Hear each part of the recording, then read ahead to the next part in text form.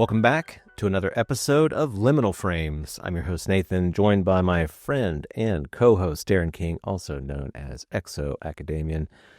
Cue fireworks, cue cheering. It's good to be back with all of you. It's episode 75.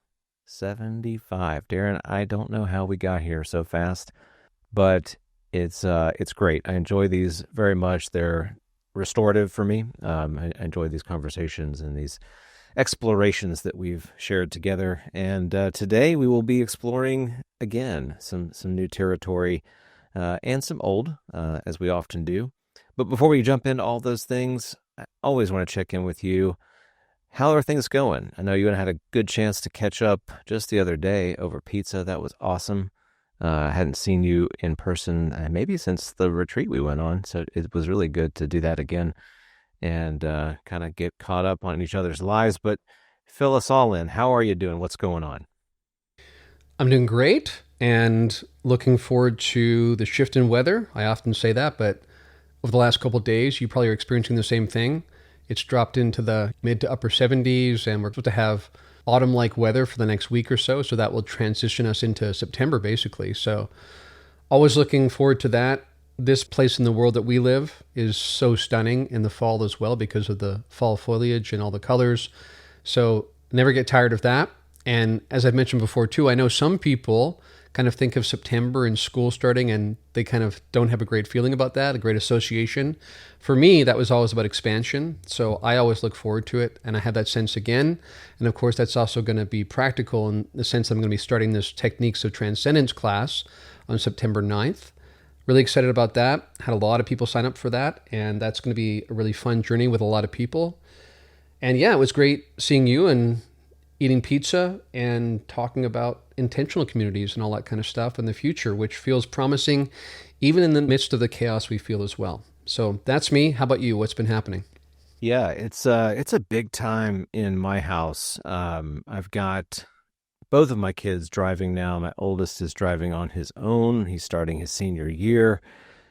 It definitely feels like the beginning of a new chapter, and also a relatively short one that will be closing as another one opens again in a year's time. So there's a lot of feelings that we're going through in our house.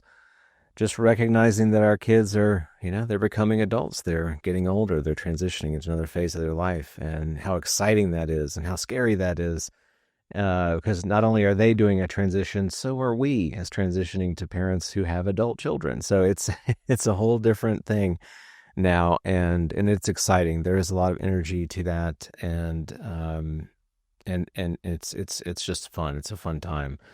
So all that going on. Then also, of course, like you said, the weather is changing. Thank goodness it's been pretty wet. I don't know about your particular neck of the Blue Ridge area, but it's been very wet here and very humid as a result because of the heat. But it's starting to cool down, getting those nice breezes, and I just love that. It's remarkable to me as well. I was looking outside the back window yesterday.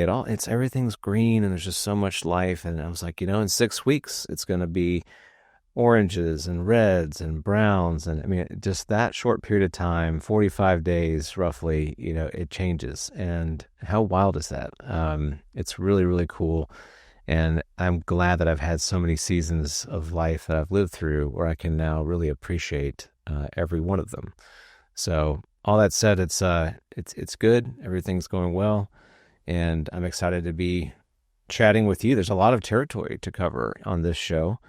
And I think it's the material here is very exciting. So we want to start with where we often do and sort of checking up, getting the pulse of where things are in the UFO conversation. And, before the show, you were listing off a lot of things that are taking place. And admittedly, I've been a little bit busy, so I haven't been able to kind of keep up with all of them. But this is a long list. There's a lot of stuff happening in the UFO space. And not all of it, I would say, is necessarily positive, at least from certain vantage points. It could probably be viewed pretty negatively. There's a lot of human drama happening right now in the UFO space. And we certainly have that from time to time, but it feels particularly acute at this moment. But nevertheless, a lot of cool things happening here. So I'm going to just kind of throw out a few. We can talk about them and see where it goes from there.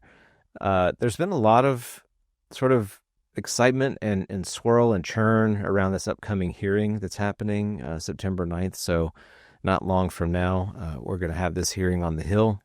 Some new witnesses are supposedly coming forward. But leading up to the hearing, we've had a lot of sort of sound bites from various players in the space. So let me just rattle off a few here. We've had Representative Anna Paulina Luna, who appeared on Joe Rogan. She talked about various things, but among them was this sort of famous skiff incident, the skiff flu, and she kind of threw out a jab on, without naming particular names, but I think we kind of figured out who she was calling out here, individuals who called in sick to a skiff and said they couldn't make it, and she was really irritated with that. Of course, a lot of people understood that to be she was talking about Lou Elizondo and Chris Mellon, and maybe even David Grush. Elizondo, not long after that, responded that it wasn't all that at all. It was that the notice was far too short. He couldn't make it. He'd be happy to do that.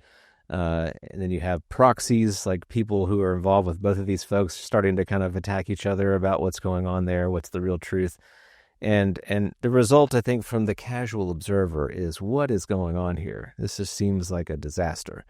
So I certainly have felt that at times. Darren, what is your take on this skiff flu and the getting towards the truth by the UAP caucus? Is it a genuine effort? Are we making progress? What's with the holdups? Are we going to have breakthroughs with a skiff?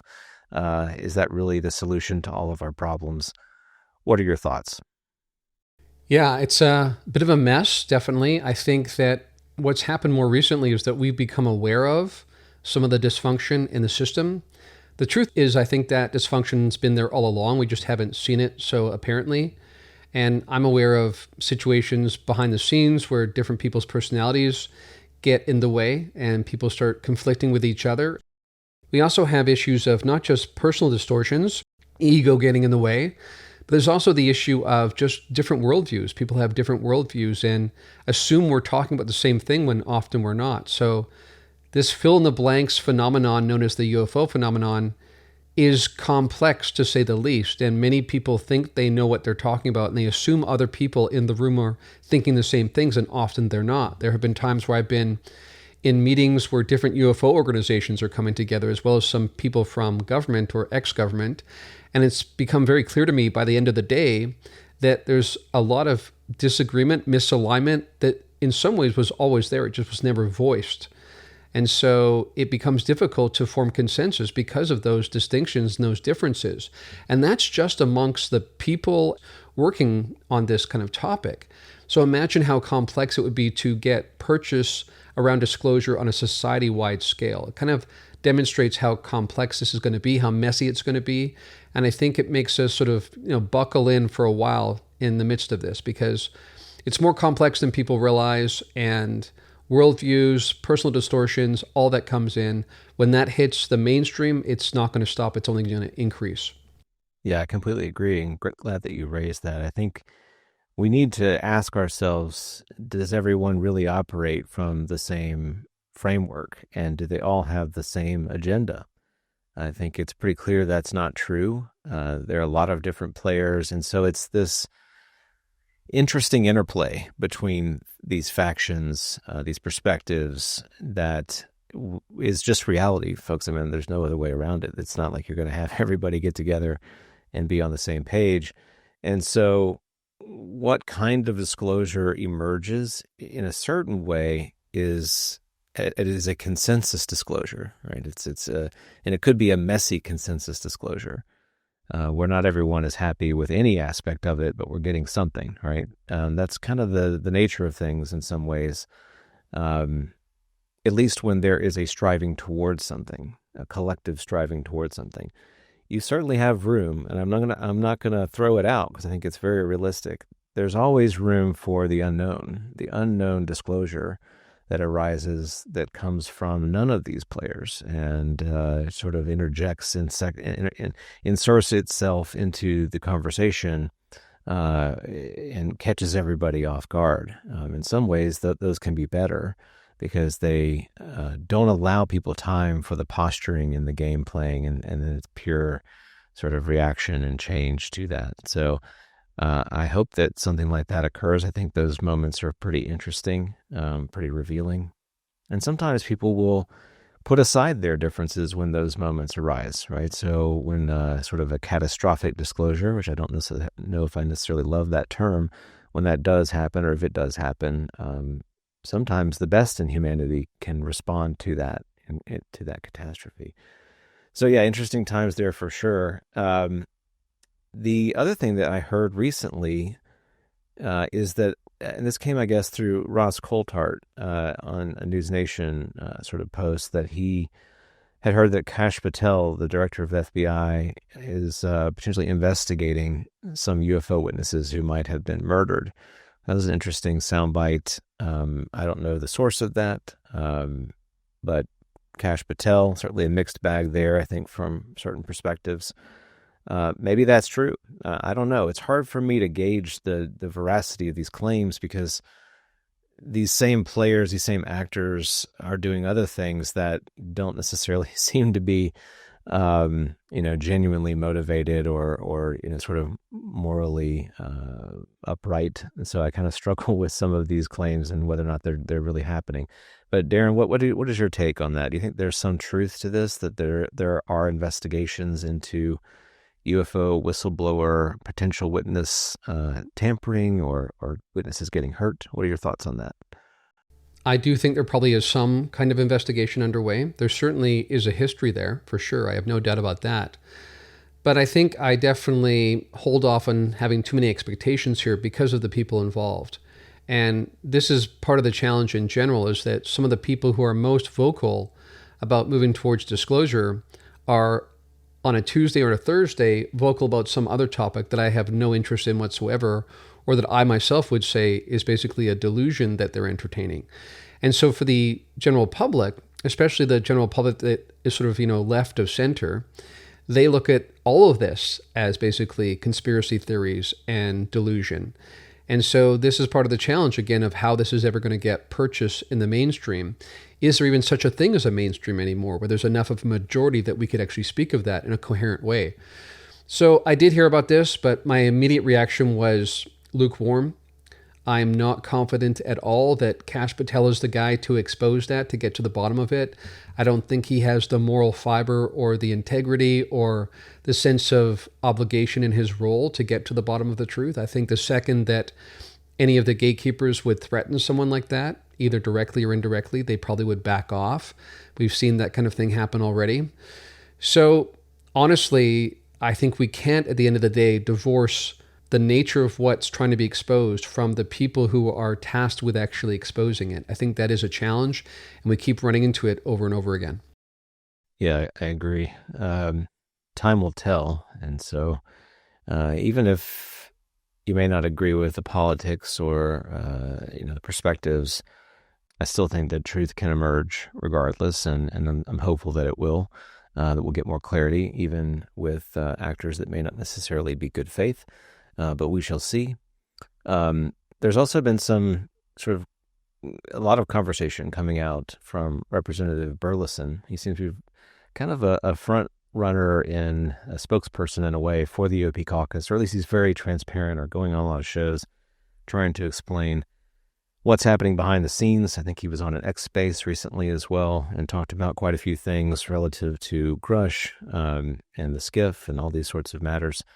And he seems to be, ardently hopeful that progress will come. But at the same time, some of the comments that he makes, I kind of go, how much does this guy actually know? And, has he really integrated some of this information? And also, is he relaying information accurately from what he's been told or what he's hearing? And that's the other challenge, is it's kind of a lot of games of telephone, it seems sometimes, like so-and-so told me this, and was that what they actually meant, or is that what you remember them saying, or that's what you thought they said?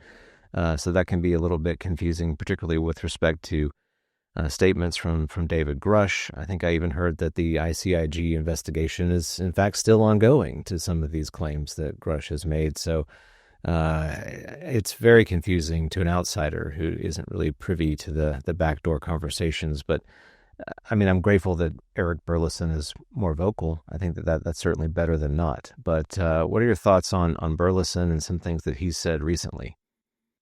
It definitely is interesting how politically you've got the left leaning politicians who don't want to touch this with a 10-foot pole. And you've got people on the right who are willing to actually go on different podcasts and different X spaces and whatnot and talk about this directly.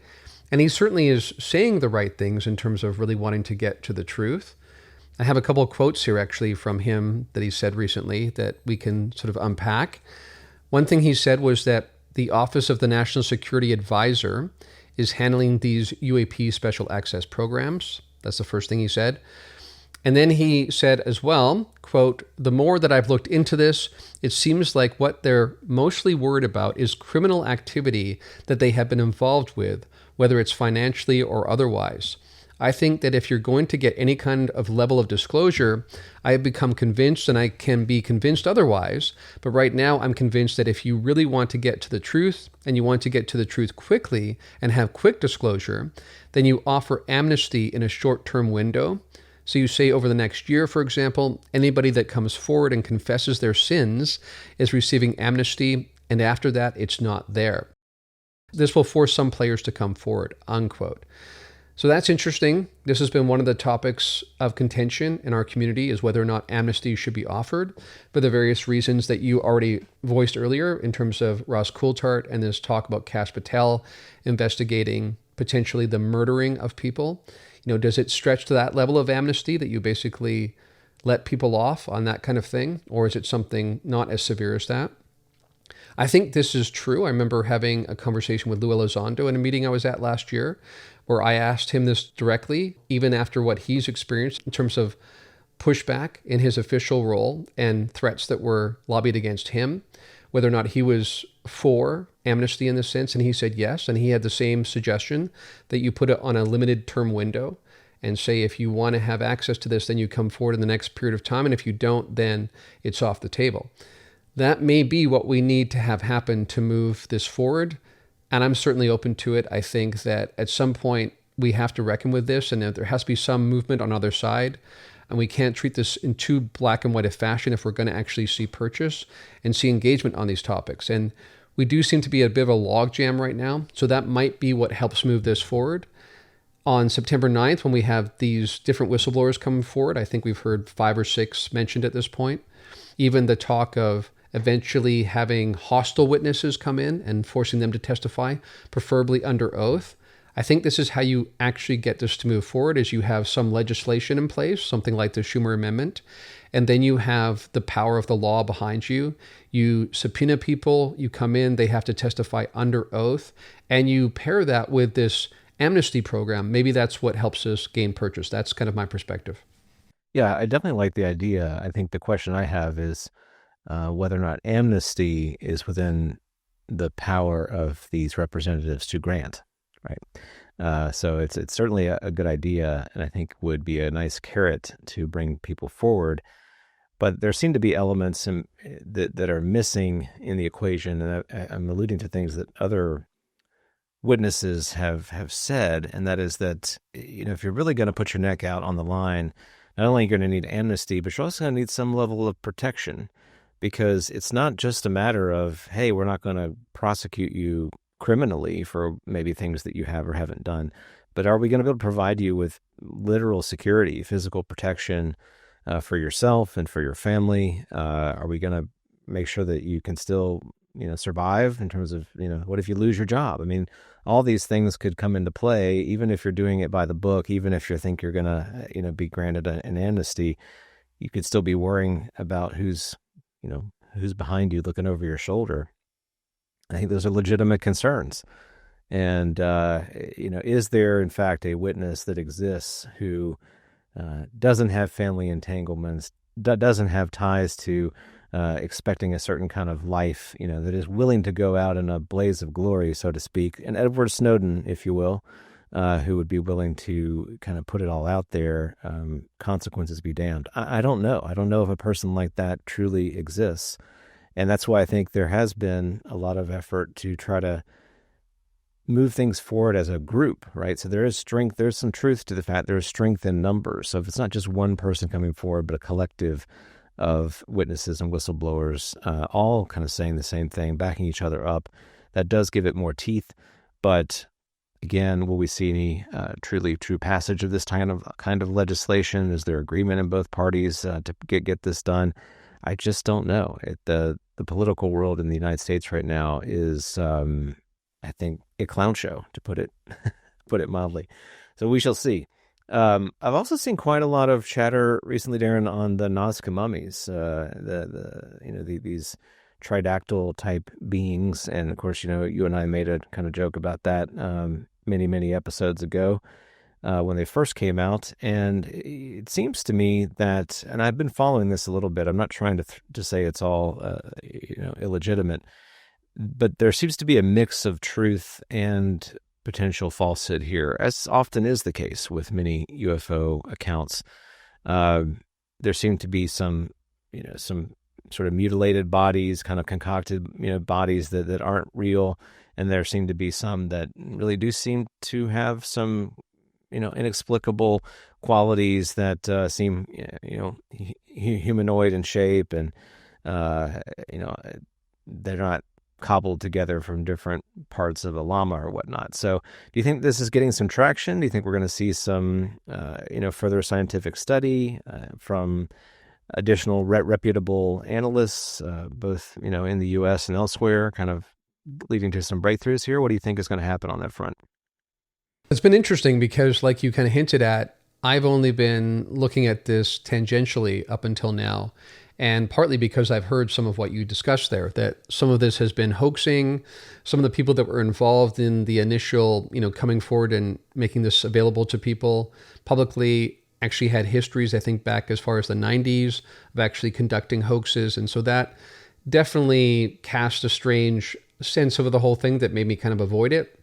But I have noticed that it's not really gone away. It's always been in the background, but people still talking about it, not completely dismissible. And so more recently, I've done some further research to find out what is really going on there. And like you said, it's kind of a mixed bag. And I think that's what partly creates the fatigue that makes people just check out altogether. Because there certainly has been some hoaxing by some people. There have been some of these bodies that have been found that are basically constructed of human bone and animal bone and dressed up in a certain way and all of that.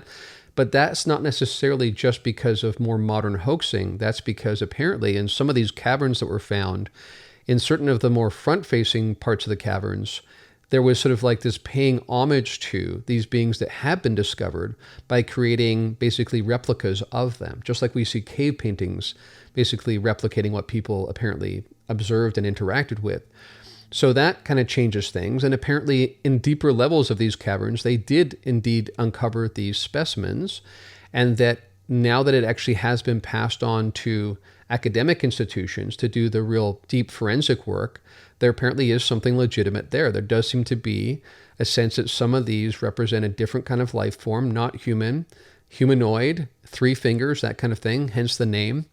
And of course, these groups are not talking about extraterrestrials because they're just looking at it as they would, like another species that walk the earth.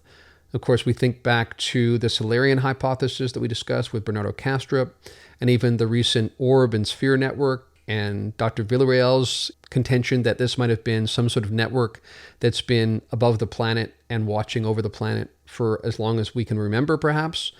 Then that raises the possibility that this kind of species might still be here, might be deeply subterranean, and that might explain some of the stuff we've seen in terms of the naval sightings, the underwater sightings, the USOs, all that stuff. And of course, this relates to what we discussed last time, which is that when we say the UFO phenomenon, we act as if it's one thing.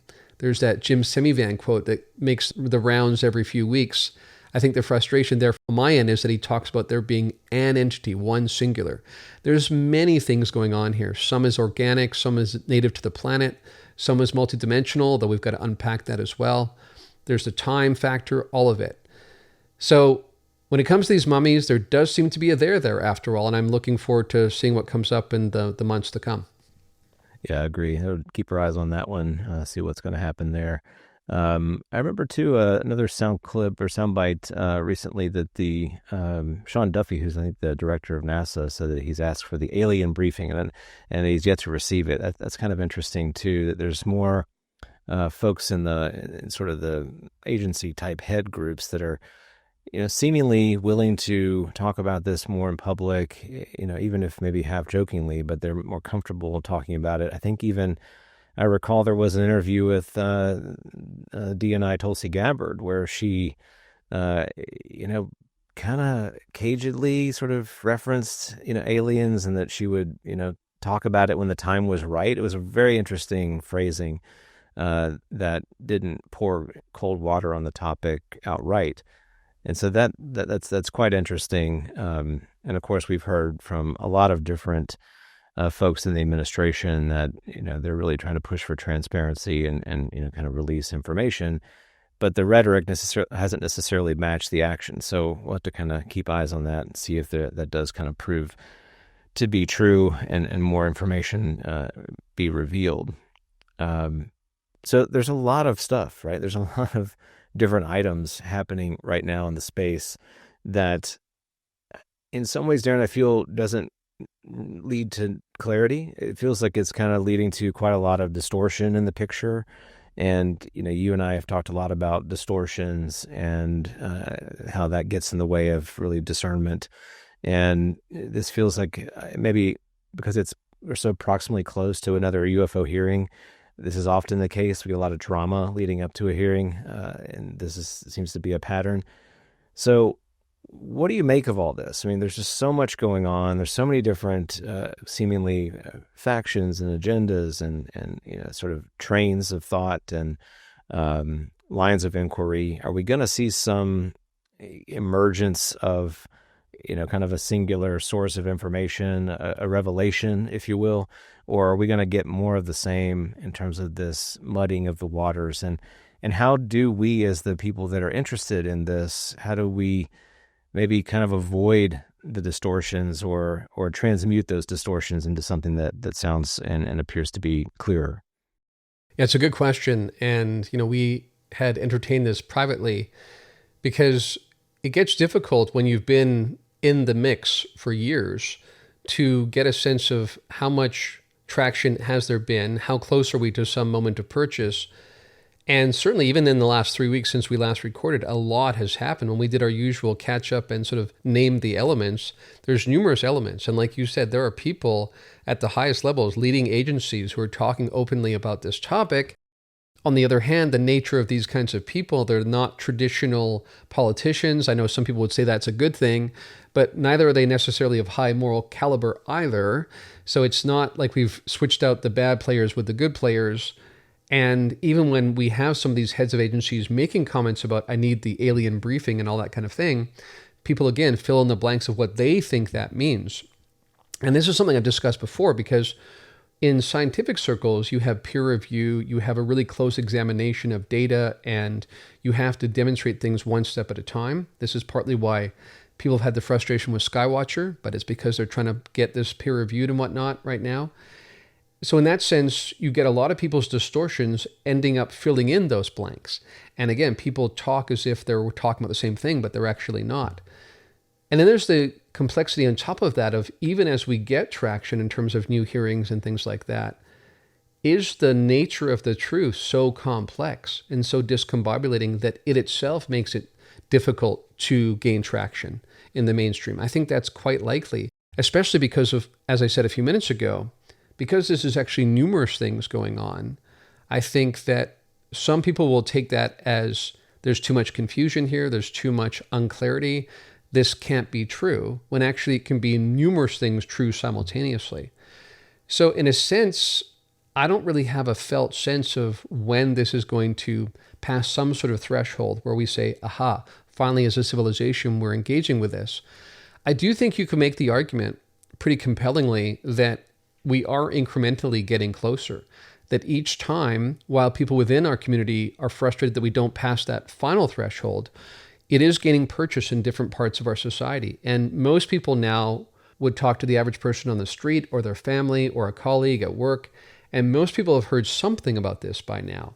So in terms of seeding the field for disclosure, I think we're much closer. Where that final day comes, I don't know exactly, but I think we should look to the incremental progress and be encouraged by that, actually. Even though, again, will we ever reach a moment where there feels like there's this reckoning itself? That seems unlikely, just because, as you and I have pointed out many times, and I've discussed on recent podcasts as well, ultimately what's on the table here is the nature of reality. And the truth is, and we kind of talked about this privately before we started recording, the things that I'm aware of, the things that I engage with, I think are so far beyond what the average person is willing to even put on the table, even consider. Too many golden cows, if you will, that people would have to sacrifice, even within the community as well as outside the community, to make sense of what's actually going on here and how it's tied undoubtedly into the nature of reality and the role that we play in the manifesting of that reality. All that's so complex. I just think we're a ways away from that. So in that sense, I think we're going to see, in a way, a moving of the goalposts ongoingly. But not because that's some sort of ruse or bait and switch, but because as we learn more, we slowly shift our understanding of reality. That changes the nature of reality because of the relational aspect of it. And on it goes. And I think that's what we're going to see probably for years, maybe even decades to come. Yeah, I'm glad you raised that. I think that we need to dispense with this notion that we're going to get the revelation. That instead it's going to be, and more realistically should be thought of as an unfolding, a revelatory unfolding, maybe something like an origami flower. You're kind of you're pulling it apart and it's getting larger and larger as you unpack that, series of creases. That it's going to take a long time. We're going through big paradigm shifts right now. And if you look back in history, that's happened over and over again. Humanity has gone through periods of intense turmoil and change, and what has emerged after that turmoil and change has been a paradigm shift in the nature and understanding of the world and of reality, of our place within the cosmos, all of those things. And we are going through that right now. And this is a part of that paradigm shift. So the fact that we're having these conversations, the fact the public is more interested, the fact that we're getting more traction with the secrets, this is all part of that paradigm shift. And that means that we're in a period of transition, and it's going to look different in the next few years. I'm certain of this than what it looks like now. And we're going to be wrestling with new issues and new revelations that we're seeking, because we'll have settled some of the old questions, but new questions will emerge. It's just sort of the nature of things, right? So get comfortable with that. I'm trying to get comfortable with that myself and not pin all of my hopes on one particular thing, because it really isn't one thing, and it's far more complex than that. And along those lines, I'm really eager to sort of transition to the next part of the show, because we wanted to spend some time talking about your experience, your recent experiences, your insights into the nature of reality, and kind of how you've come to those conclusions in those places. So I was wondering if you could kind of lead us through that, and maybe you and I can have a little dialogue about those experiences and what you think that all means. Yeah, absolutely. So it was last Friday, not yesterday, but we're recording on Saturday today, but a week ago, that I had my most recent experience using the same protocol I used on Christmas Day 2024. And I had a similar sense of what happened, in the sense of leaving this construct altogether. So there's a few things I've written on social media over the last week or so since it happened, as I began to grok and integrate what happened. And I do want to unpack it a bit, and people have asked me to unpack it in more detail, because I've realized, even as I've said certain things on social media, some people have misinterpreted what I said, maybe because some of it's broad enough to drive a bus through. And again, people often fill in the blanks with what they think I'm saying. So it will be helpful to break it down. Certainly, I will say that, getting back to, tying this to what we just said a minute ago, in terms of part of what we're going to be seeing in the mainstream and the public discourse, is a slow shifting of our understanding of reality. I think about how sometimes if you have an app that hasn't been updated in a very long time, you actually have to update it numerous times. And it has to go through each of those successive stages, one after another, in a certain order, in order to finally end up with the most current update. And I think that's what we will have to see happen as a society. And so the question is, again, understanding the difference between the nature of the truth and the possibility space in terms of what can be integrated healthily, functionally in our society. And I would say that even as I track my own progress and my own journey over the last few years since I've been doing the podcasts, here we are at episode 75. Feels like it was just yesterday we started in some ways. But at the same time, when I look back at that entire period of time, a lot has changed. My life is completely different than it was when we started. The way that I make sense of the world and reality is completely different. I lean on completely different capacities in order to navigate life. And sometimes that is a bit shocking. Sometimes I almost have to sit down and catch up with myself because of that. And in some ways, it's as much about my curiosity as it is about something else pulling me as if from the future into some sort of realization. So I definitely feel often like a conduit that is as much being pulled towards something as it is me in my own curiosity seeking something. So even these dividing lines, these clear dividing lines between our own agency and us being part of something larger than ourselves that also has agency, and that in itself also being part of something even larger, that is partly what I've come to understand about the nature of reality. And you have to be willing to shift your understanding of yourself, of the concretized nature of your own being in order to go in that journey. So with that preamble aside, let me just read each of these and then we can kind of riff back and forth and you can ask me whatever follow-up questions come to you. So the first thing I said, I think on Monday, was last Friday, I used the same protocol I did on Christmas Day 2024 and once again experienced leaving this construct altogether. As with before, it's taking time to make sense of / integrate what I became aware of, and that's an ongoing process. The same two elements that viscerally struck me as a kind of gnosis during my last experience were prominent again this time around. Number one, this is not real the way we think it is. Number two, the construct is more inhibiting and soul-crushing than we realize. We have become numb to it, even over generations, in the form of ancestral patterning. That said, it remains evident to me that only our avatars dwell here, and that the way out, quote unquote, is via integration and realization. And I'm all the more convinced that radical transparency illuminates that path of liberation. I'll have more to say on this over time, and there are new capacities online now, but I thought I'd start there. So that's the first thing I said, and that was what struck me. Is there many aspects of the experience that were different than the last one, but when I came back, as it were, those two elements struck me. And again, it was very visceral. It was a kind of gnosis. It wasn't conceptual. It wasn't referential. It wasn't me adding things up. It wasn't me having a slight suspicion.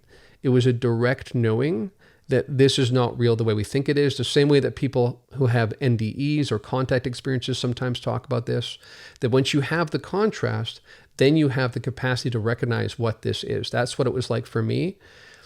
It was also a degree of knowledge, as if I had access still to knowledge outside the construct that I brought back with me. So it was partly direct experiential, but it was also having access to information outside of the Darren that's just the incarnational Darren. And then the second part was this notion that this construct is more inhibiting and soul-crushing than we realize. This is a key element, and this one has raised some contention in some people, because I think some people want to keep these pristine notions of what this is, and it might be a pristine notion that's arisen from some spiritual teacher they've heard, some spiritual tradition they've leaned on, some channeling material they've leaned on and been influenced by. But something I've recognized is that the way past is through, and we have to be careful not to disassociate from our feelings, from the intensity of this experience, while we, on the other hand, say that this is not ultimately real. It's not ultimately real, but it's still experientially visceral, absolutely. And we have to be here and experience it that way, and we should. And I see some people in the community, for instance, saying, but it's all for good reasons, right? Like this is purposeful, as you've said before. So this is showing up as it is so that we will learn certain lessons and progress and eventually transcend. All of that's true. But what I'm speaking to here, though, is a felt sense. Again, it's visceral, it's somatic. When I came back, I could feel like a weight on my chest. Like this is much harder than we realize. And to some extent, we've become desensitized to how hard it is. I mentioned some of this to you over pizza. When we think about people that are homeless, people that are in abject poverty, when we think about people who suffer incredible violence, children who experience incredible violence, even outside of all that, just coming into this world and experiencing duality and the violence that we do to each other unintentionally because of our own distortions and the violence that we've suffered, the way that the abused become abusers, and it goes on generation to generation. This is heavy stuff. It is intense. And after I had been where I had been, experiencing that undifferentiated field of unity, where there is no miscommunication, where there's shared consciousness, when you drop back in here, it is hard. It is intense. And I had to sit in a chair for about an hour just to come to grips with that and figure out how to move forward in light of that. But I think that's a key distinction to make, that we can say this is purposeful, this is meaningful, this is serving a spiritual purpose, all true. That doesn't change the fact that living through it is really tricky, really difficult. I even think about Dolores Cannon's material, and she talked about the 3 waves of volunteers that came into the world, into this incarnation from other forms to help with a ascension process.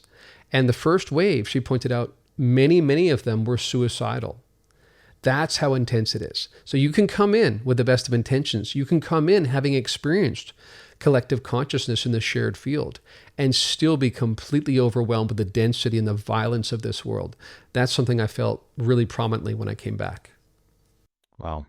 Yeah, I've enjoyed watching you go through this journey over these years now, and you've really challenged me along the way, both directly and indirectly, in these experiences that you've had, just being an observer, an outside observer, but a conversation partner in this journey.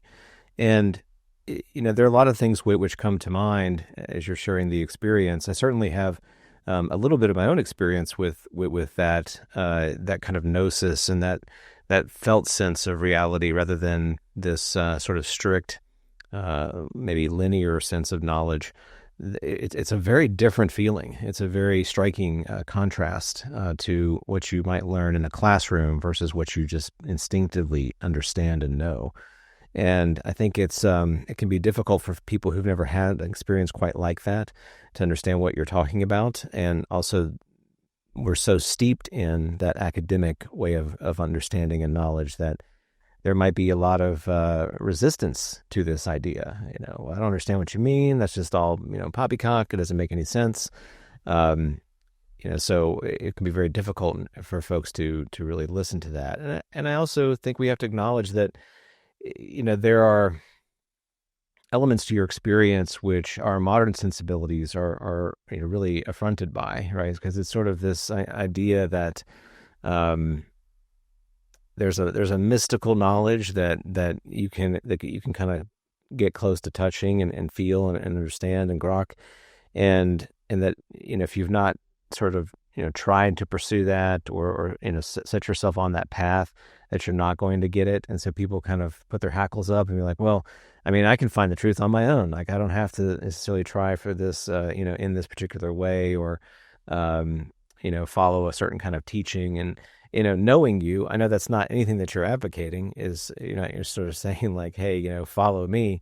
But I think people will hear a lot of the rhetoric that you've shared and will react in that way. Like it's, oh, here's just another guy who thinks he's figured it out. And, maybe I don't want to listen to him because that sounds very, kind of cultish or a little bit scary or spooky from things that I've heard.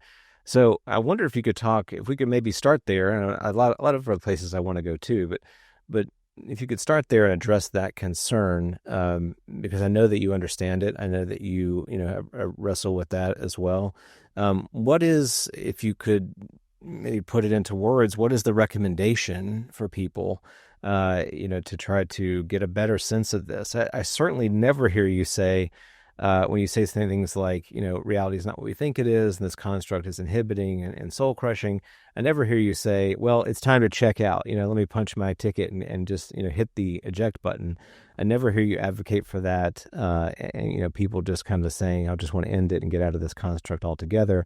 I think that's sort of not only is that a cheap path, but it's not even going to help, right? So maybe you could speak to that as well as you maybe walk us through, sort of these concerns that I shared.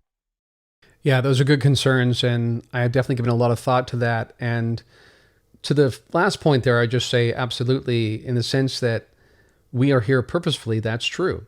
And that means even if it's a bit of a hellscape, and I think that's an accurate way to describe it actually in light of these other things I've experienced, it's still purposeful. And there's certain work that can be done in certain contexts that can't be done in other contexts. So there's a reason why this construct is like it is. And certainly my goal is not to check out. My goal is to be here to learn the lessons I'm meant to learn. As I mentioned a few minutes ago, there's also the sense that I'm definitely led in this process. There's no doubt about that. It's very clear to me. And even when I choose to enact this certain protocol, that usually arises because intuitively I know now is the time to do it. I'm ready to integrate the next level of awareness.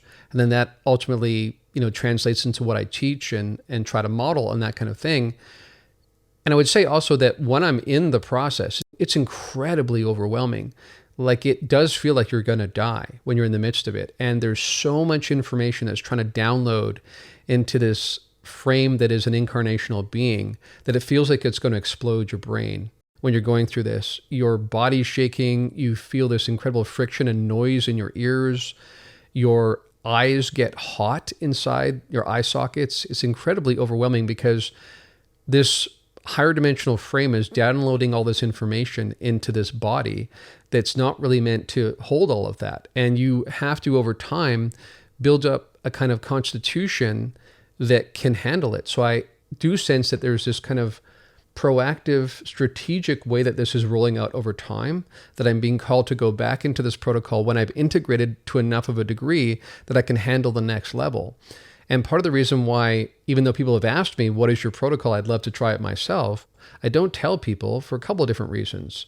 One is it can be dangerous, both physically and psychologically, if you do this wrong. And I really don't want to brush past the part about the psychological issue, because even if you don't die by doing this, which you could if you do it wrong, but on top of that, psychologically, if you don't have the requisite constitution to handle this, it could cause a fracturing of your psyche. I have no doubt about that. It could cause, at the very least, massive disassociation. And for that reason, and among other reasons, I just don't tell people what it is. And I would encourage people to go on their own journey and listen to the intuitive part of them. I know that for each of us, there's a higher self that's calling us on this journey, and that it's an interactive, dynamic process. So I'd say to people, whatever you're sensing that feels true in what I'm saying, it's because something resonates in you that knows that as well. And I would encourage people to go on that journey with themselves. And what this is mostly about is a remembrance and a reclamation of these deeper senses of the self, and a resonance. If you can remember those things, remembrance, resonance, reclamation, this is what this process is about. Now, in terms of in the West, how this is understood and how it flies in the face of kind of academic training and the way that we would demonstrate things empirically, well, what's interesting, and I have mentioned this on recent podcasts, specifically the most recent POC episode on Gnostic thought and Gnostic notions, and how much that's mirrored not just in ancient non-dual traditions like Hinduism and Buddhism and Taoism and the like, but also how quantum physics and astronomy and neuroscience are also pointing in the same direction. So when we try to nail down what is reality and we think it's physical, we found that we can't, that all the evidence seems to be pointing towards these deeper subsuming realms. And all the anecdotal evidence we hear from people who come back from these kinds of experiences suggests that you can actually experience these realms, and that it's the experience of those realms that most helps you in a contrasting way understand what this realm is. So that's some of what I would say. Many of the notions that we begin with are, to me, questionable. And almost every premise I began with has been uprooted through this process. But it's felt also as if I'm rediscovering breadcrumbs I left along the trail in some other version of myself. So yes, I'm picking up breadcrumbs along the trail, but some part of me has this sense that a more overarching, eclipsing sense of myself laid those to begin with. So you have to be prepared to handle some degree of discomfort, some psychological discomfort to walk through this. And just like those updates I mentioned earlier in terms of the collective, as an individual, you also have to make sure that as you encounter this new information, that you really do integrate it in a healthy way in order to move forward before you try the next data jump, if it were. So that's some of what I would say initially about some of those concerns. But I can go into the next thing I was going to read, but if there's any other questions that you have in light of that you want to voice. No, I think I'd like you to go to the next one. I want to make a brief comment that I don't, when you say that you're led, I want to be clear that that is not the same thing as as saying you think you've been chosen, right? So I think I'm saying that because I recognize there's a lot of implicit baggage when you listen to someone talking about this the way that you're talking about it. And I want to challenge some of that baggage because I think it can get in the way of what you're really saying. And, from my own experience, what I can reflect on here is there have been plenty of times in my own life where I have been led to doing certain things. And that leading is kind of a lure from what I would say is my higher self. It's not, some sort of other being. It's not, an angel or God or whatever. It's this sense that there's a higher calling that I have that my higher self is kind of trying to convey to me. And if I'm paying attention, I'll be aware of that and I'll be led into that path. And that's more like what I'm hearing you say rather than, you've had some sort of epiphany and this light came down on you and said, Darren, my chosen one, do these kinds of things. And I think it's important to recognize that. Yeah, absolutely. And I would say I am chosen, but I was chosen by myself, just like Nathan is chosen by himself, and on it goes for everyone. And this is what I'm kind of hinting at, is that there's this dynamic two-way process, and more than two-way actually, but it at least begins with that, of recognizing that we're having a relational experience with other aspects of ourself. And that even that hard line distinction between ourselves and something like a collective consciousness gets blurry.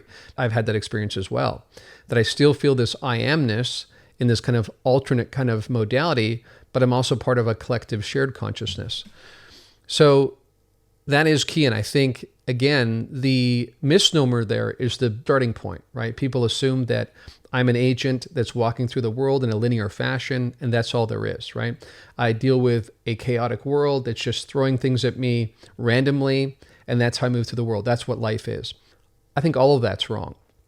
I think that we are in a dynamic relationship with eclipsing parts of ourselves that comes across different dimensions, that comes across what we would perceive as the future. And there's also the sense, undoubtedly, that even though this is soul-crushingly difficult, everything that's arising is also arising purposefully.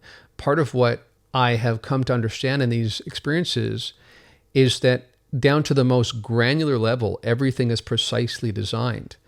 Again, I really don't want to brush past that too quickly, because that was pretty shocking when I realized that down to the most granular level, it's precisely determined and for a purpose, right? So we often want to bifurcate there. We want to say either things are purposeful and beautiful and warm and fuzzy, or they're hard and difficult and random. And I'm saying what I'm talking about here transcends both those notions. All right, let me move on to the next one, and then we can riff back and forth on that. So I said, one of the most startling and unexpected consequences of my recent experience outside the construct, quote unquote, is that upon returning, I've discovered additional data available from events of my past.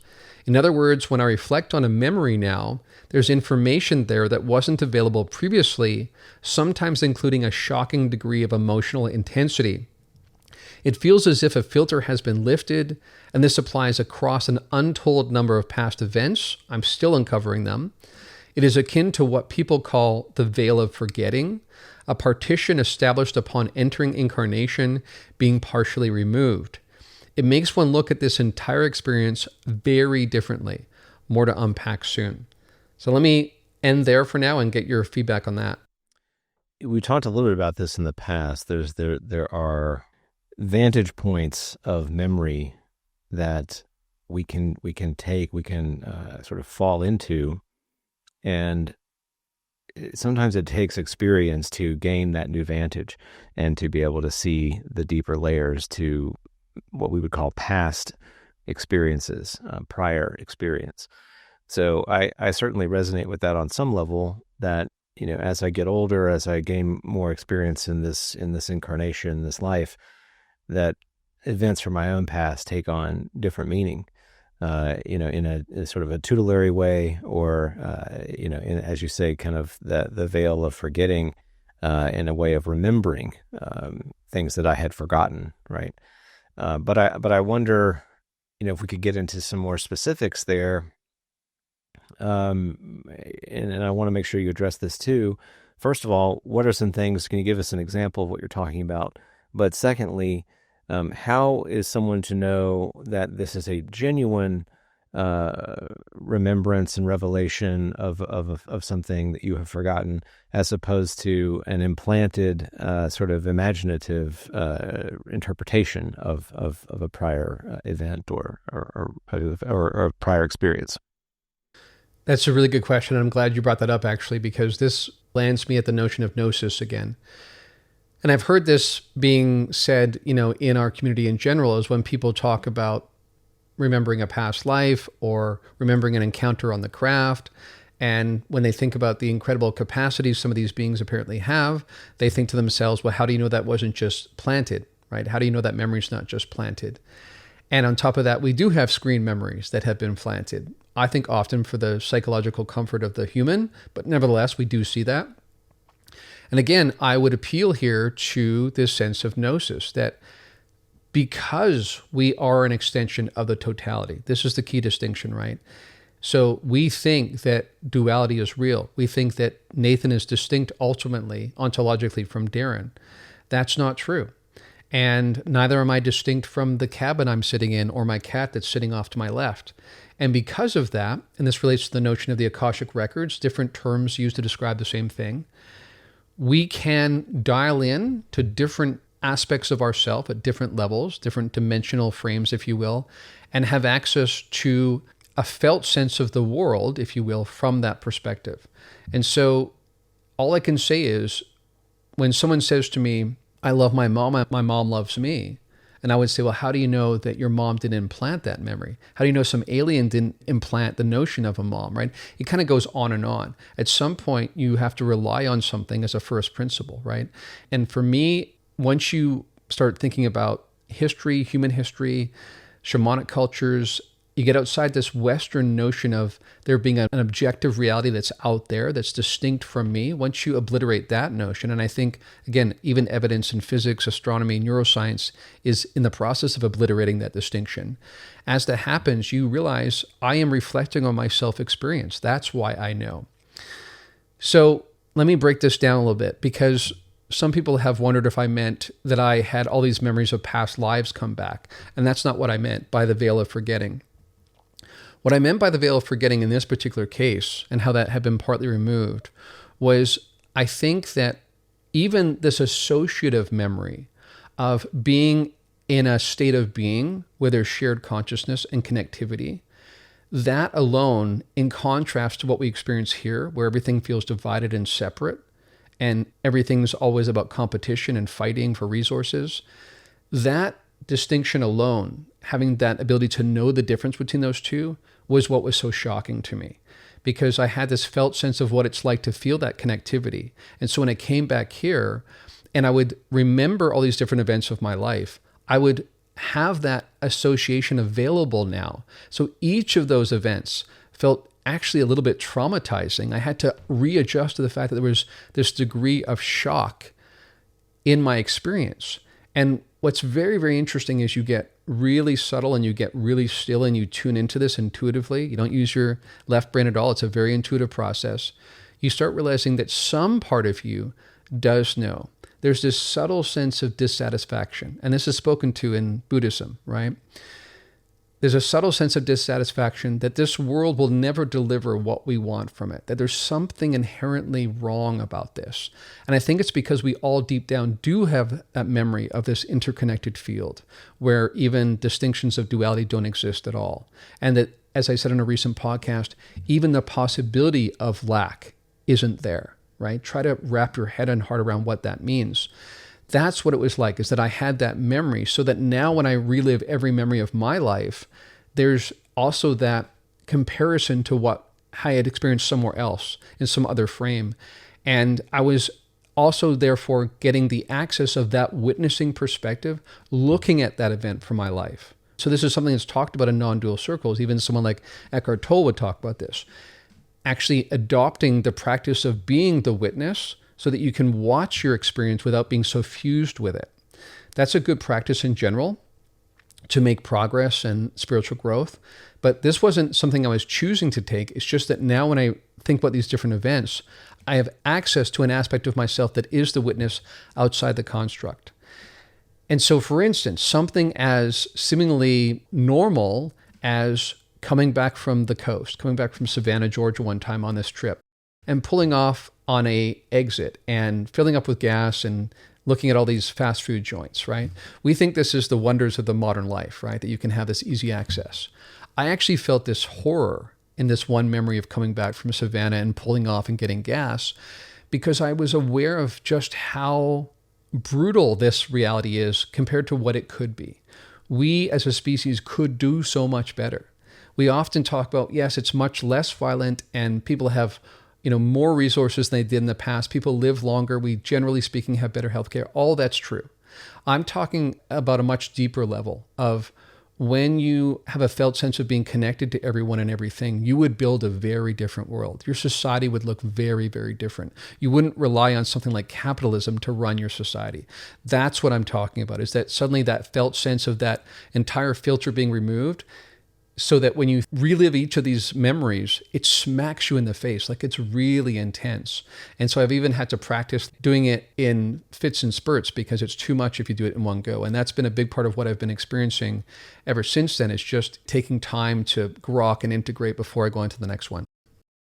So it sounds like the adoption of a new interpretive framework, and that and I say new, not that it's novel, just new to you perhaps, in that, is it safe to say there's an interpretive resonance that exists here that, I mean, this is sort of true for everyone in a way, right? We have a narrative framework that we adopt, just like a pair of favorite clothes. We like to wear, this, that, or this jacket or that jacket. It feels comfortable and it protects us from certain elements.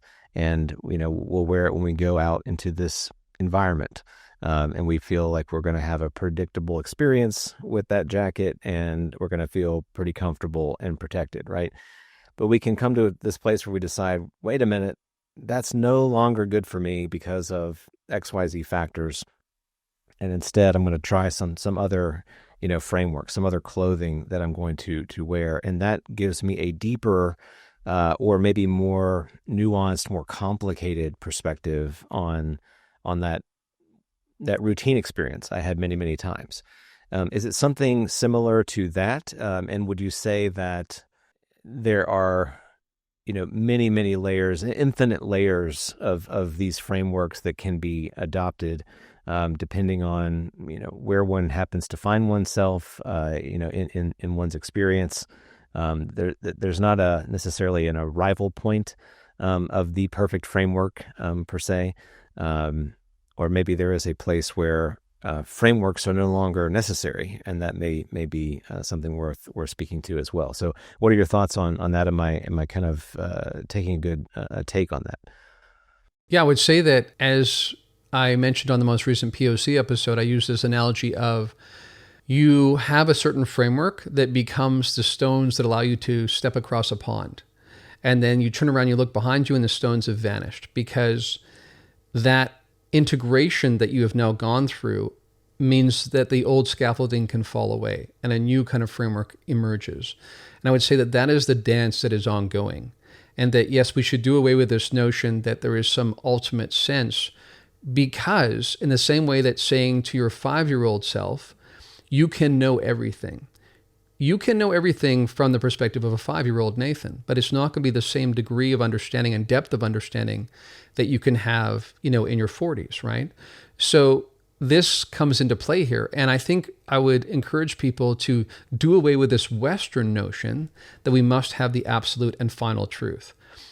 That doesn't even sound that interesting to me, actually. What's on the table here is a dance of unfolding that never ends. And that is one thing that I definitely have sensed in the midst of this. And so what I feel like I'm walking through and having emerge over time is ever more complex, multi-perspectival frameworks that allow me to hold more and more information. And every time it's that much more colorful and nuanced and detailed than the one previous. And that somehow it's almost like when we talk about like metamaterials that allow us to have different performance characteristics. It's like that, like the scaffolding you create through your experience allows you to hold more of ultimate experience, and that allows you to explore that experience and in turn create new scaffolding. And that's the dance that goes on from epoch to epoch and from iteration to iteration. It's fascinating to watch, and I would say again, watch is the right word because again, as a witnessing perspective, I can see this happening to me. Once in a while, I will stop and I'll think back to how much has changed for me in the last 5 years. And really, it's completely discombobulating, to use one of my favorite words, because I don't think Darren from even 10 years ago would know how to have a conversation for very long with current Darren. And at the same time, I recognize, and I want to encourage people with this, that every season of our life is arising purposefully. Even when we don't learn the lessons or pick up the messages that are arising for us then, it's kind of like navigation on your phone, that it reroutes and it will manifest a new opportunity for you to work through and crystallize what you're going to learn, that you yourself at a higher level chose to set that up so that you would learn that. That's ongoingly happening. But I really want to emphasize that this is about a new way of being human. That's something I talk a lot about in terms of essence of being and the courses and the coaching I do, and what will hopefully happen at this intentional community and the retreats in the future is not just taking in more information to have a better approximation of reality. I'm talking about showing up differently, experiencing reality differently. And it's quite in contrast to the Western notion. And I've mentioned before that, because I'm function specific both-handed, I use my right brain more than most people do. It basically shows up in all tasks. But I've increasingly recognized that part of what you're called to do, or what I feel called to do anyway, is purposefully choose to use my left brain less, to not insist that I know, because when you try to precisely know, that's exactly what the left brain, speaking somewhat generally here, engages in. It distinguishes, it separates things that are not ultimately distinguishable. And this is what I mean with the obliteration of the subject-object kind of duality, to have much more of an access to the holistic nature of things as they truly are. You have to realize that we are to some extent manifesting an illusion with our left brain. It allows us to, from the perspective of evolution, get through this construct in a way that we can perpetuate our genes, but it actually takes us out of alignment with this deeper reality. And I think part of the fascinating history of our evolution as a species is as we slowly get to the point, even with the advent of AI, that we can eventually, once we get past this tricky transition and hopefully don't destroy ourselves in the process, we may get to the point where we can automate most of our basic needs. And then the rest of us can spend time engaging in consciousness. And then you actually transcend this realm altogether. That's when you become perhaps even post-biological, but not because you've uploaded yourself into a computer, but because with your consciousness, you've transcended this realm altogether, because that's all it is. It's a construct of mentation, like we've discussed before. So a lot more I could say, but let me move on to the next quote here that I made. I want to break this down too and get your take on it. This is the third and final one that I posted on social media. Another aspect of my recent experience outside the construct was perceiving precise, intensely saturated, artificial-looking geometric patterns undergirding the waking reality-scape. I've seen these on numerous occasions, actually. If reality were purely material, there's no clear reason why experiences would reveal these meticulously granular, crystalline, geometrical data structures. If this reality is simulation-like, however, it makes sense because what's seen is the math behind the render. From a non-dual perspective, rather than perceiving this as a quote-unquote glitch in an external simulation, it's seen as a glimpse into the structured way consciousness, understood to be primary, organizes phenomena. So that's another thing that occurred to me in terms of an epiphany in light of that experience. I love this, only because in part I've had an experience similar to this in an altered state. And you hear a lot of people talk about this to a certain degree, but it's this sort of grid. People talk about this grid structure that they can perceive in an altered type of state of consciousness. I feel at least this must be proximally similar to what you're talking about here. There are patterns, models, archetypes, sort of kind of underlying, obelisks, monoliths, underlying kind of the layers of reality that we experience, as to what they are. So you're alluding to that they are sort of the way in which consciousness structures itself, right? The architecture of consciousness, the possibility space, perhaps, of consciousness, that there is this scaffolding that it structures itself upon. I find that a very attractive premise, but I also wonder what degree of mental freedom, capacity exists on top of or within such a structure. Are we thinking about it even in the right way? Am I thinking about it in the right way? I think of a structure as something that could be quite rigid, or a container, or a boundary sort of area. Is that a good way to think of this, or is it more so a helpful metaphor for something that might be a deeper truth?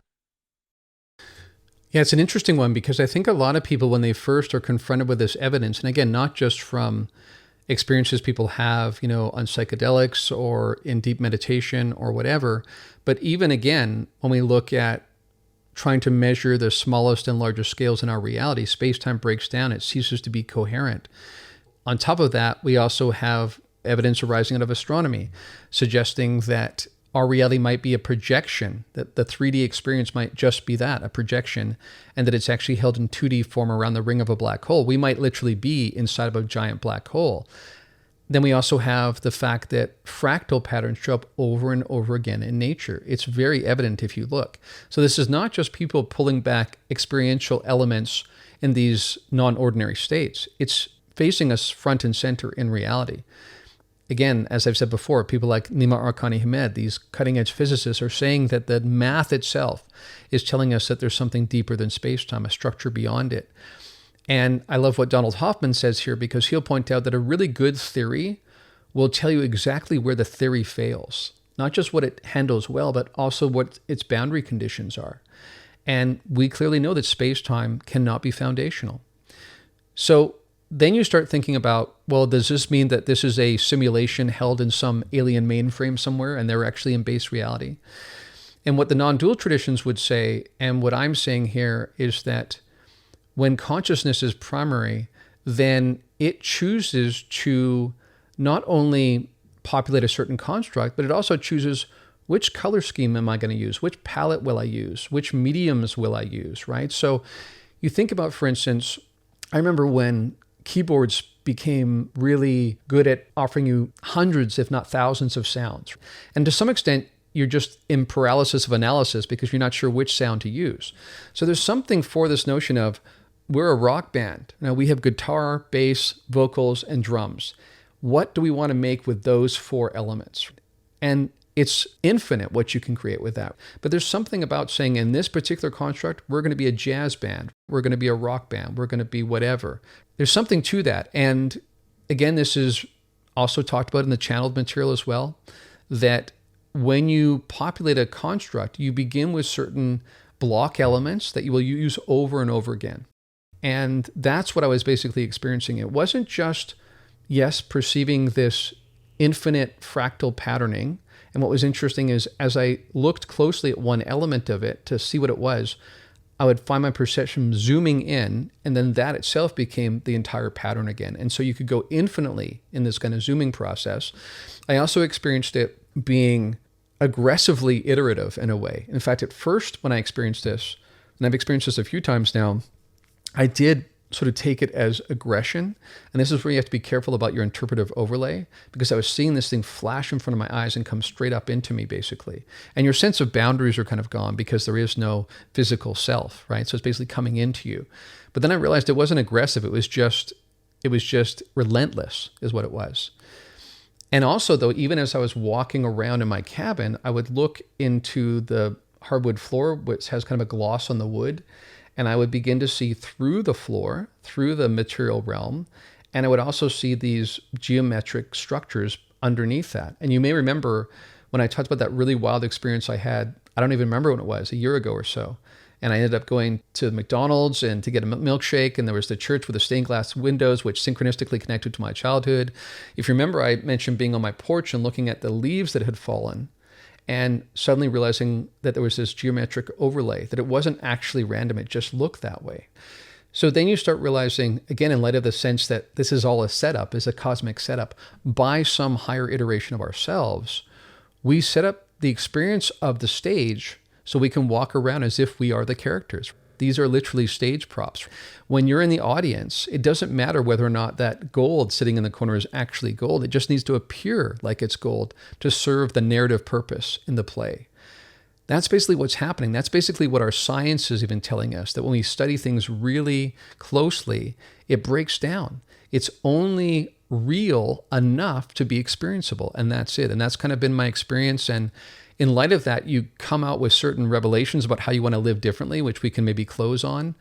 But it was absolutely this sense that this is not what it appears to be. And therefore, even the things that I used to think about as being important are fundamentally different.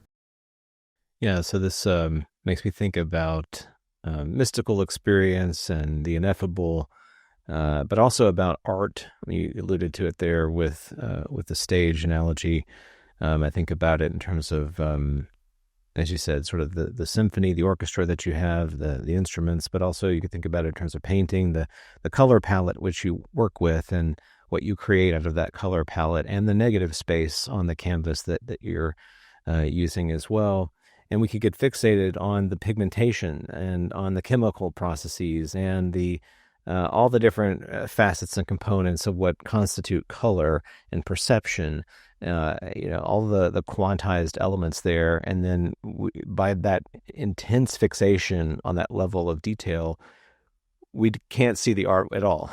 We can't see what has been created, and so it's not to say, and I want to be careful here, it's not to say that we should jettison that analysis entirely. Like it's not to say only experience the art and lose the experience of the quantized components that help us create the art.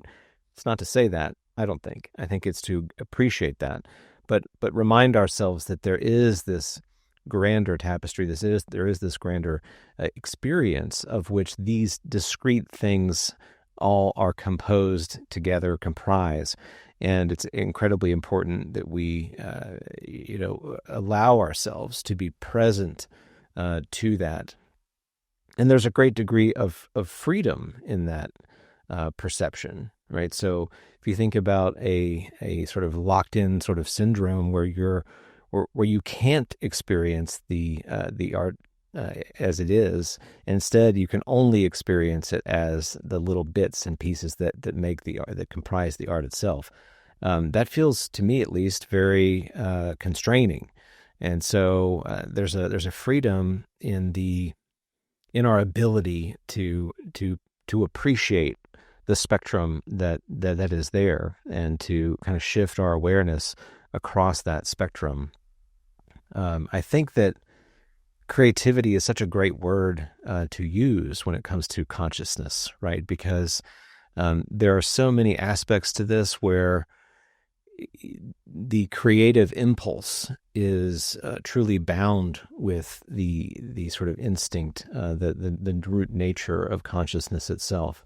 And by our act of choosing this or that, we are sort of literally creating a certain reality, but we have the capacity for choice. We have the capacity for that creativity, and it's boundless, right? And I find that to be very exciting and not limiting in any way, even though, as you say, there is an architectural space which allows us to have that expression. There is that canvas that allows the art to find a home. And so structure in this sense is a very, very positive thing. So, I do want to touch on, you asked how, maybe this impacts how we live. How should it impact the way we live and experience the world? And is there one, you and I have had lots of conversations about this. Is there one singular prescription for living as opposed to allowing people to sort of find their own way and follow their own sort of lure in the world? Yeah, I'll address that last question first by saying that I think some people that I've coached and people I've run into in my classes and whatnot, sometimes will come to me and say they feel exhausted by this spiritual path. It's just they're so exhausted. And I'll say to them, well, who do you think is holding you to the spiritual path other than yourself? If you want to take a break, take a break. And what I think you'll find is you'll come into a better relationship with a natural pacing that feels right to you. And that's part of what this process is recognizing ultimately we are source. We are setting the rules. We are setting the pacing. And that becomes an intuitive felt sense, right? In the same way that someone says, exactly how often should you run the pedals on a bike? Like, tell me exactly how many times I should pedal between here and there. And you say to them, you'll figure it out just intuitively, just get on the bike, right? We so often break life up into a kind of patterning that doesn't actually reflect our experience. And I think about this in a couple different ways. So for instance, you mentioned the visceral experience of living versus trying to understand it or take it apart into its composite parts. I think of this one experience. I remember I ran into this guy who actually had put this full documentary together on all these different genres and subgenres of hard rock and metal, basically music. And many people were kind of flabbergasted and impressed by this degree of compartmentalization, that there was not only like Swedish death metal, but there was like this subset within that of a certain region within Sweden. And what struck me was that as a musician and a songwriter myself, you don't ever think about that. You don't ever think about, I think I want to define a new subgenre that looks a bit of this and a bit of that. You just do whatever intuitively comes to you. It's inspiration in the moment. And so we have to remember that it's okay to do that sort of genre analysis, but that's not really the thrust of why we're here. I also think about when people go to concerts and they spend the entire time pointing their cell phone at the stage rather than actually just enjoying the moment. Why do you need to create this record when, number one, something like the Akashic Records is true? Every experience of every sentient being, which is all facets of the same diamond, is always there. It never goes away, right? That's, again, one of the illusions here. But on top of that, and most importantly, you're robbing yourself of the experience in the now when you do that. So these are things that come to mind. And in terms of finishing, in terms of, how we now should live our lives, should is maybe not the right word there, because one of the things I talk about in the class that you might remember from the first class is that we should avoid shoulds, right? We should avoid these conventional senses of I do it because I'm told I should. We should question those, whether they come from religion, whether they come from mainstream society, whether they come from academia, from our parents, from our ancestors. We should question each of these, because part of what Gnosis points to is the fact that we can discover something in the totality and have that motivate us. We don't have to rely on these referential notions of reality. And in fact, when you go outside tomorrow or later today, look at a tree and experience it as this wild moment of aliveness, of source taking on a certain form in real time. Try not to think about it in terms of photosynthesis and the sun and soil, right? That's, again, that genre mix-up for the experience of writing music or enjoying music. So I think this comes up over and over again. And then most importantly, I would say, most consequentially, I think this changes how I think about fear and how much I'm willing to let that run my decision process, basically. Because once you recognize that while this is pretty overwhelming, is pretty shocking, it is pretty violent, actually, not just in physical violence, but just in terms of every time you turn on a TV show, you see conflict manifesting because you have to resolve the conflict. That's the arc of the show. But that inevitably involves some degree of psychological violence. I don't think we realize we've desensitized ourselves to the degree of that. But ultimately, when you recognize that this is purposeful, but it's not ultimately real. This is not base reality. Nothing that is really true of me ever goes away. I cannot ultimately lose anything here. Then that should make us, I think, choose to live differently because we recognize the opportunity space is different. So for me, that's what I come away with is I feel, and I kind of pointed at that in that one quote that I quoted for myself, is that I just recognize that radical transparency is the way forward. That's the path of liberation. We have nothing to hide from ourselves or from each other. We're ultimately the same being. So it's like we're actually forcing disassociation when we keep ourselves separate from ourselves and each other. So we recognize ultimately we chose to be here, even though it is kind of a violent hellscape. But there's things we wanted to learn here that we know are difficult to learn in that beautiful interconnected field. There's certain contrasts that arise here in terms of the resistance training that's not available there. So make the most of this while you're here. Don't check out because then you miss the opportunity. But it's ultimately arising from the sense of purpose and agency that ultimately is arising from another aspect of yourself. Beautifully said. We can be surprised, in fact, if you're listening to this podcast, that we often land in these spaces and not land on the next UFO fixation. Those are certainly interesting, but I think it's clear, at least to us, that there's a greater call to living than just looking for a flying saucer, and the existence of that saucer and the reality of that saucer doesn't in any way change that call. It's just another thing. The thing by which we could try to grab on, and it's not the grabbing of the things, it's kind of the letting go. So it's a challenge. I think the way that you've explained your experiences and your willingness to really boldly pursue these things is a challenge, certainly to me, and to what I'm choosing to engage in and how transparent I'm choosing to be with myself and with those around me. It's a challenge, and I think that's a beautiful thing. We should be challenged by others, and we should wrestle with those challenges, and that it's in that wrestling that we get stronger, that we grow. And just like when you go to the museum and you observe these beautiful works of art, they should challenge you on many different levels, on the level of beauty and of morality and of creativity and all these different things. That's what good art does. And we have the capacity for great art in living, and hopefully we do that and live that out so that others may be challenged by the way in which we express ourselves. So great conversation, Darren. I really appreciate you sharing those experiences and insights with me and with us. I look forward to observing your continued journey and the way that you articulate that journey. I think it's really impactful and powerful. And at the same time, I look forward to where the conversation will take us, right? It's going to be an interesting few months ahead. And I think by the time we reconvene, that hearing will have taken place, and hopefully we'll have some new fun things to discuss. And on that note, thank you all for joining us, and may the quality of our questions, shaped by a desire for understanding, enhance our journey of discovery. May our travels broaden the sphere of our consciousness, reminding us that new discoveries beget new horizons. As always, adventure awaits, and we'll see you next time on Liminal Phrames.